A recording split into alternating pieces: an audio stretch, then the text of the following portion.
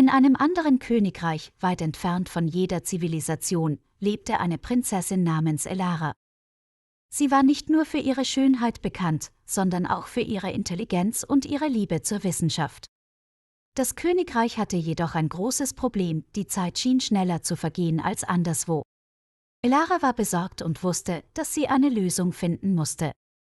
Sie erinnerte sich an alte Legenden, die von einer Uhr sprachen, die die Zeit kontrollieren konnte.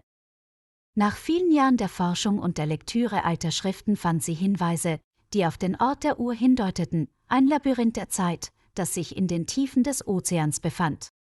Nach Monaten der Vorbereitung segelte sie mit einer mutigen Crew hinaus, um das Labyrinth zu finden. Endlich erreichten sie den mystischen Ort, der von einem Meeresdrachen bewacht wurde.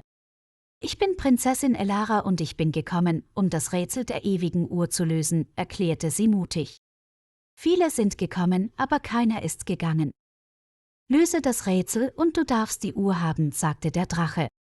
Nach Stunden der Überlegung löste Elara das Rätsel und erhielt die Uhr. Doch die Uhr war nicht so einfach zu bedienen. Sie musste sie zu dem Turm der Zeit bringen, der im höchsten Berg ihres Königreichs versteckt war.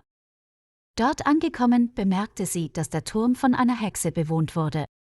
»Ich bin Morgana, Hüterin der Zeit.« »Warum willst du die Uhr verwenden?«, fragte die Hexe. »Ich möchte die Zeit in meinem Königreich stabilisieren«, antwortete Elara. »Aber weißt du auch, was es kosten wird?«, fragte Morgana. Elara dachte nach und sagte, »Ich bin bereit, alles zu opfern, um mein Königreich zu retten.« Morgana lächelte. »Dein Herz ist rein. Ich werde dir helfen.« Nachdem sie die Uhr im Turm der Zeit platziert hatten, wurde die Zeit im gesamten Königreich wieder normal.